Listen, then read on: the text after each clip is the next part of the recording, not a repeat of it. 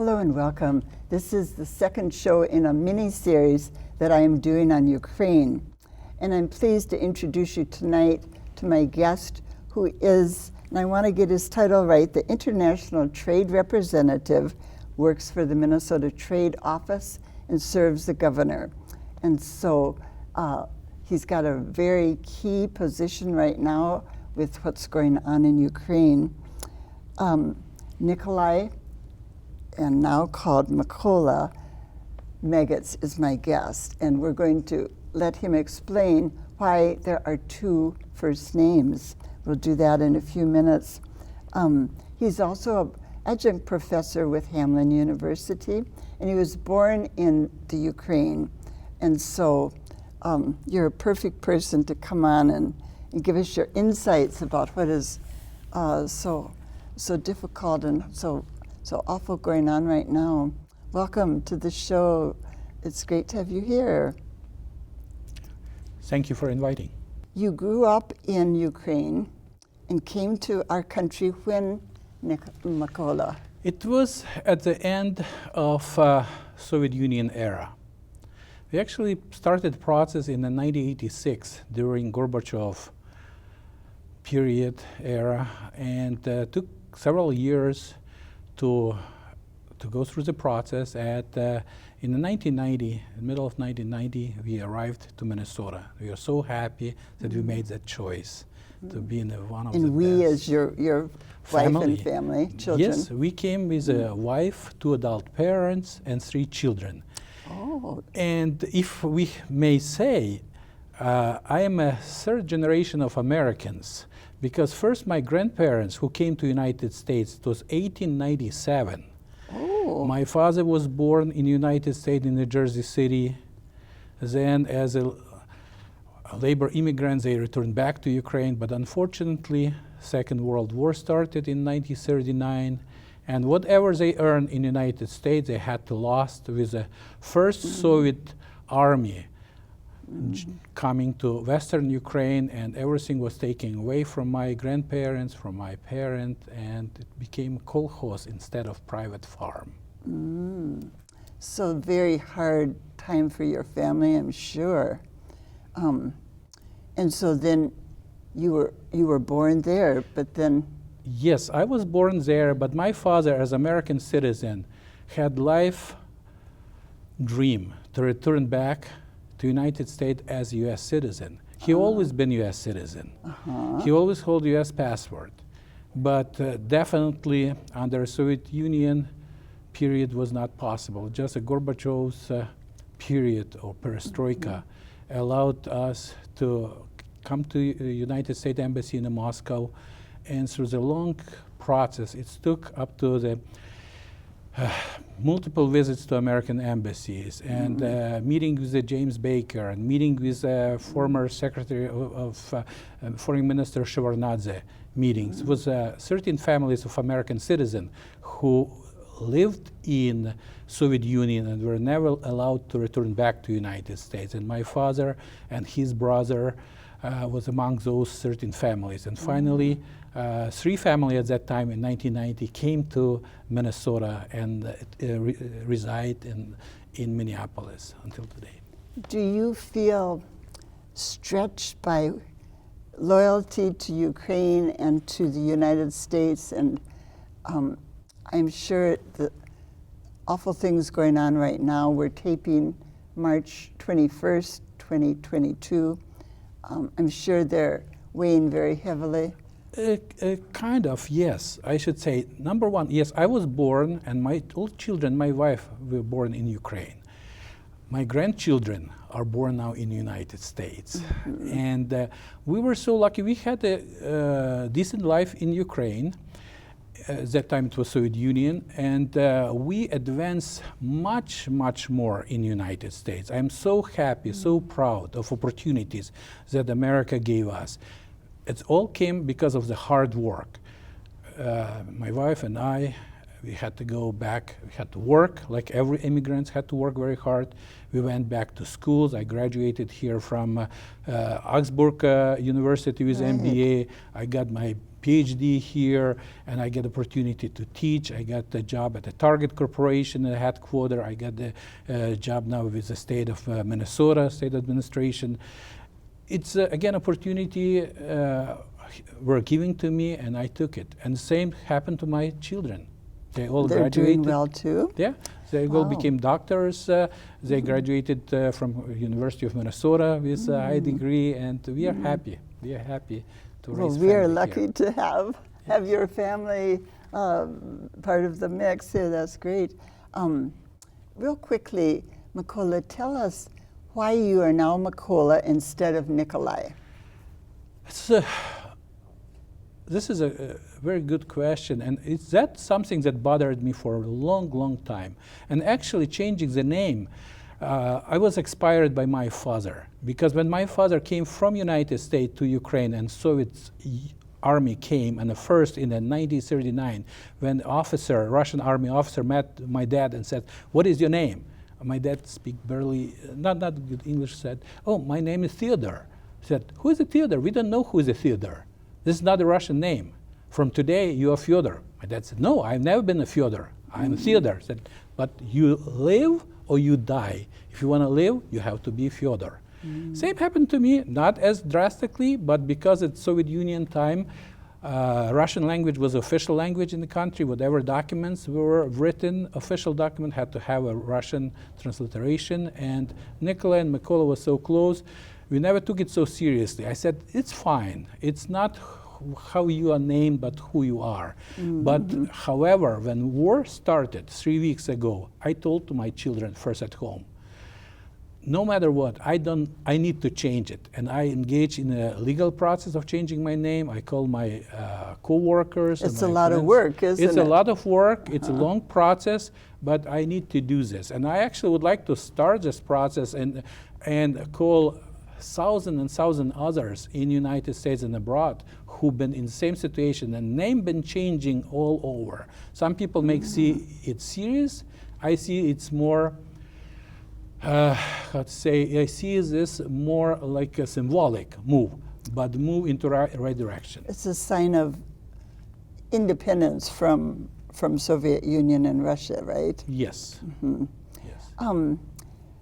Let's talk, so we don't run out of time, let's talk about trade right now, and let's talk about what sanctions you think we should do beyond what we're doing, or have we reached as a country the top level of sanctions that we can put on Russia? It's a very good question, and this is what I resolving those, finding answer to this question daily. But if I may, I would like to say that today I'm not representing the state office.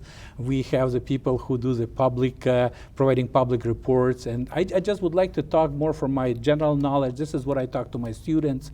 Okay, this is what I read a lot, and this is what I analyze as a researcher, because I publish a lot of articles, write my own article, but really would like to take it out of the state of Minnesota, because we have officials who provide this information I understand. officially. So you're speaking for yourself? For myself, yes, not for a state, because this is trade, it's a political economy, okay? Yes. This all walk together. However, answering your questions about the sanctions, about the current economic situation, and how to deal with all of this due to the war, it's affecting not only Russia in the worst case, not only Ukraine, even in much, much worse case, but other countries, including United States and others. For example, on the grain, Ukraine and Russia are known as a supplier of 30% of grain in the world capacity. And this grain that comes from Ukraine to Kenya, for example, and Morocco, just recently Kenya said 60% of all purchase of grain comes from Ukraine.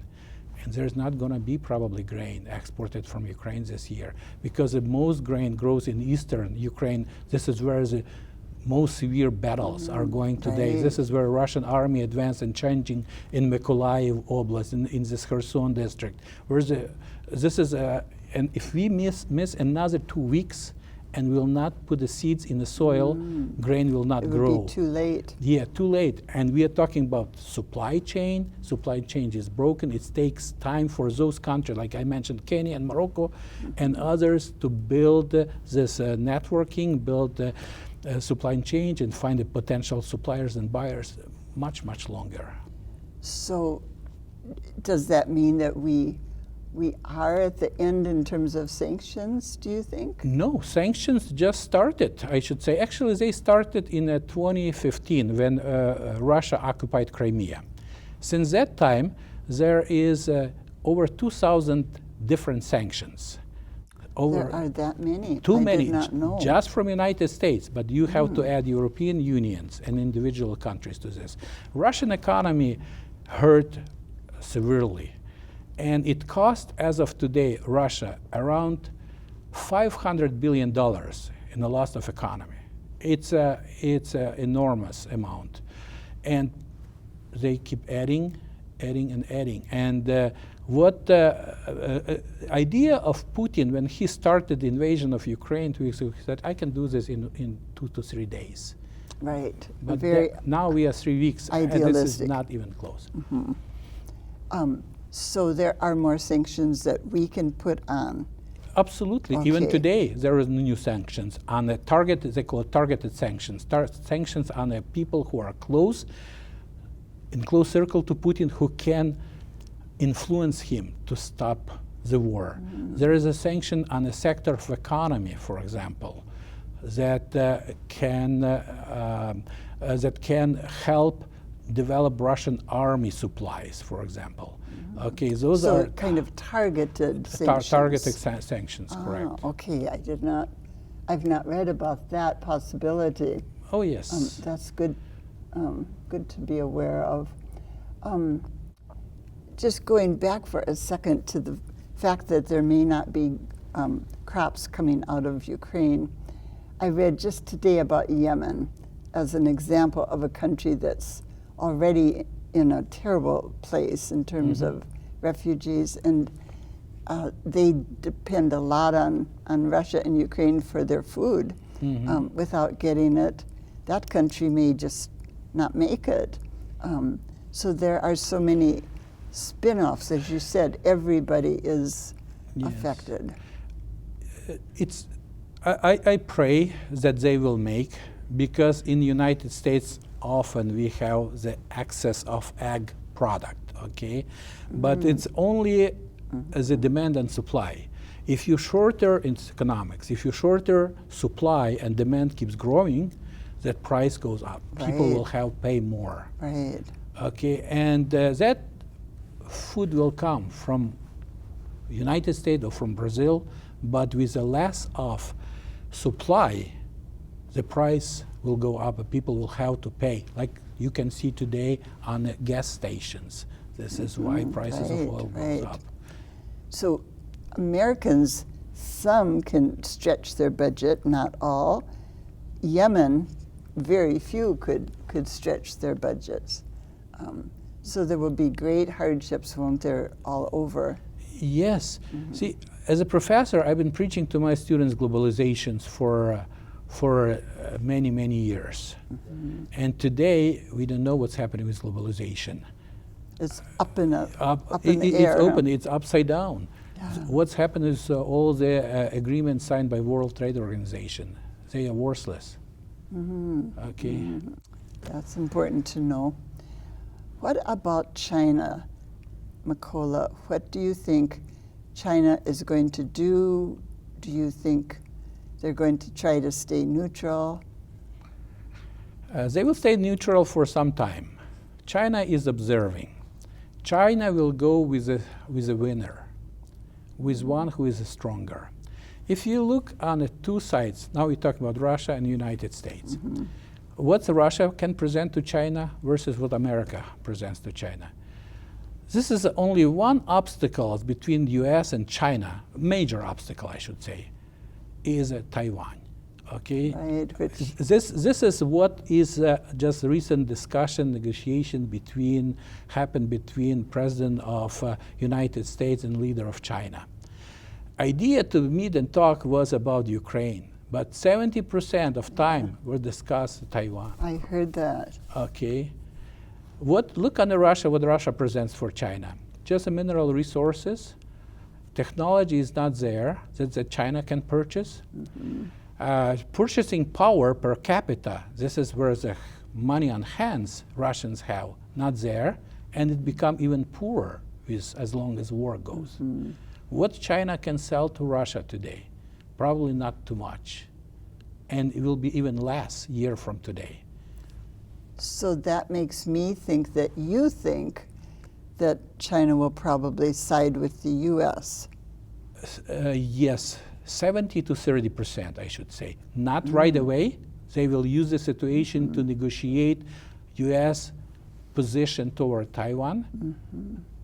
Politicians know how to deal with this. Might be something done not openly, or will be less criticized. I don't know. It's a separate story.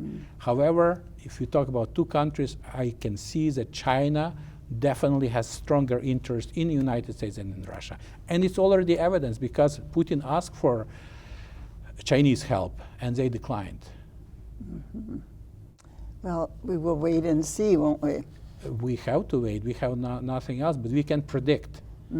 We can predict, and we do analysis. We see where situation is turning around, what is the derivatives, what factors are that contribute to this or other decision. Just based on my experience, my knowledge, this is what I see where China will go into. Oh, thank you for that that prediction. What about Putin, do you think? Is there anything that could make him say this is not worth it and I will give up this fight, or is he going to fight to the bitter end? The third one. Fight to the bitter end. He has no room to back up. He has no room to back up because what options he has? Just mentioned three. And his idea, he promised Russia that he will take not only Ukraine, but Baltic states and some countries in Eastern Europe. Poland, he's married to Poland today. It's probably Czech, Hungary is waiting for him next, after Baltic states. That will go for a long time. Just before this program, we briefly mentioned why I think so, because experience had proved already. Taking 3 small districts in Donbass area caused 8 years war activities between Russia and Ukraine. They call it Donetsk or Donbass separatists. No, those separatists, they were people from Donetsk in majority, but they were trained by Russian officers. They used supply from Russian army. They didn't manufacture any single tank over there. They didn't manufacture any single gun. They had no manufacturer. They have just human beings whom Russia used as their puppets to go on a war with Ukraine, and that continued for 8 years. And they took only tiny portion of Ukraine. I'm not talking about Crimea, I'm talking about Donetsk, Donbass, Luhansk. Today, Putin already advanced huge territory of Ukraine in Mykola, Kherson, south, and now he's trying to get Odessa. I hope he will not get it more. He's advancing Kiev. Actually, his negotiating team already proposed, let's start negotiating based on a ground where we hold today. President Zelensky told him, no, let's start discussing, negotiate, and open our negotiation, but you have to pull back at least to area where you've been on February 24. And definitely Putin will not go there. He will not back up. He will not back. And can you imagine what will be development of military tension and friction if he will stay, whatever he will be able to capture? Yeah. So in the next couple of weeks. So listening to you, it sounds pretty depressing. It's not a depressing. It's something that we are trying to show the real picture, what to expect in case if Western country will not act rapidly. Yes, Ukraine receives a lot of help, and President of Ukraine and the Ukrainian government appreciates all the help, especially from United States, from Great Britain. However, we have other countries, Germany, who just passive observer on the side, hey, joke, sending a couple helmets, or some medical aid. They're not even willing to accept Ukrainian refugees on a full scale. Okay, what is the help? Similar, we can even address to France. Where's the stand of France? Yes, President Macron was flying back and forth between President Putin and Ukrainian President Zelensky. Just Russia was buying some time, waiting end of Olympic Games as a Chinese leader asked him to wait until Olympic Games not over in China. That this is a fact that what is happening today in the world, we're waiting on Western country to implement no-fly zone. This is the only what can stop Putin. And so you've been a proponent for that. But the fear, I mean, as you so well know, is that will start. Fear is always fear. Fear was 8 years ago. Fear of Russia was 40 years ago. Fear of Russia was 80 years ago. Remember this crisis that Khrushchev and Kennedy had in Cuba. Right. It was fear, but it was resolved. I believe this what we seeing. I served in the Soviet Union army. I can tell you to everyone, this is a joke, not army. And it's a proof that this is a joke. See, tiny Ukraine with small budget, like third world country, is beating Russia, second army in the world. Like hell, if this wouldn't be airplane bombardment, if this wouldn't be missiles shot from Russian territory to Western Ukraine, their soldiers are giving up. They are angry, dismotivated. Same about their Russian soldiers. Russian soldiers. They have no mission to go to Ukraine. They have no ideology to fight, because between Ukraine and Russia, language is almost the same in this eastern Ukraine I'm talking. Yes, they speak the same language. They have the same Orthodox religion. They call themselves brothers. They have no reason to explain to their wives and mothers what they are doing in Ukraine, why they are killing their brothers. What do you think will become of Ukraine, Mykola? Disaster. This is already there. We already know how many hundreds of billion dollars needs to be rebuilt. You see those cities. You see city of 400,000 people, Mariupol and Melitopol, ground level. Yeah, Mariupol is just a terrible if no-fly zone implemented, Kiev will be the same in 3 weeks.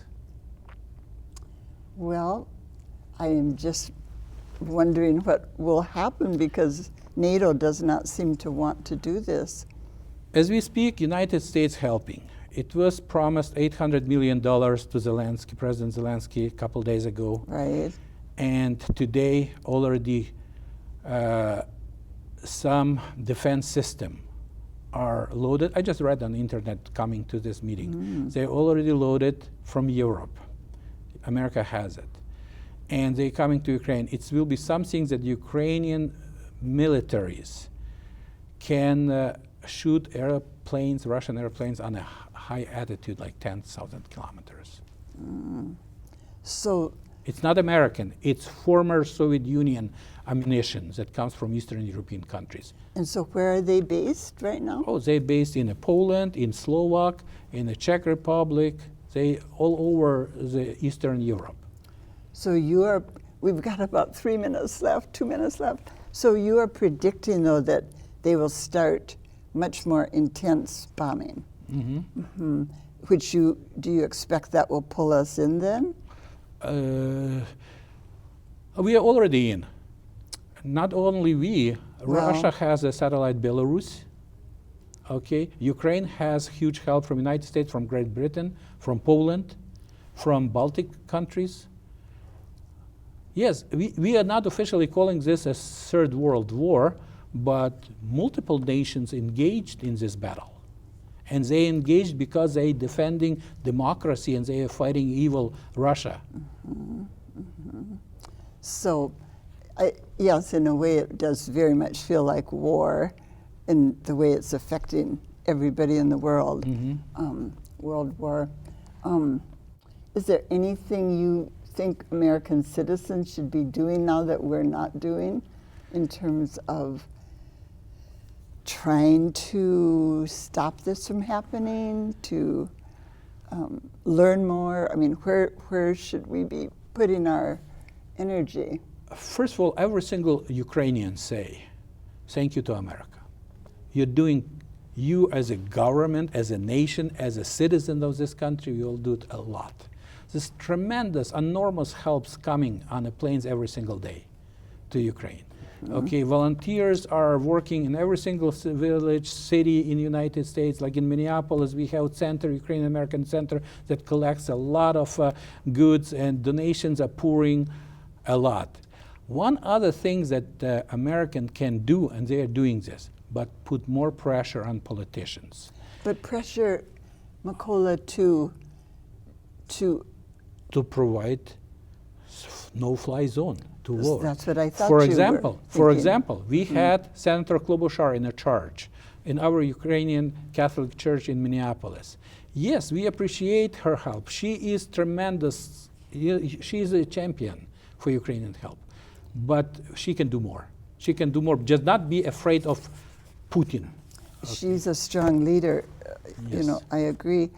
Well, we are out of time. I hate to leave things in such a time here with you, but I really appreciate your giving us your insights, your thoughts, and I know that this isn't said lightly, and that you feel strongly. So thank you so much. Perhaps we can have you back sometime and do some more analysis, because it's a very, very big topic for a very short time. Yes. So thank you, Mykola. Thank you very Thank much. you very much. Thank you for being with us. I'll be back again next week. Take care.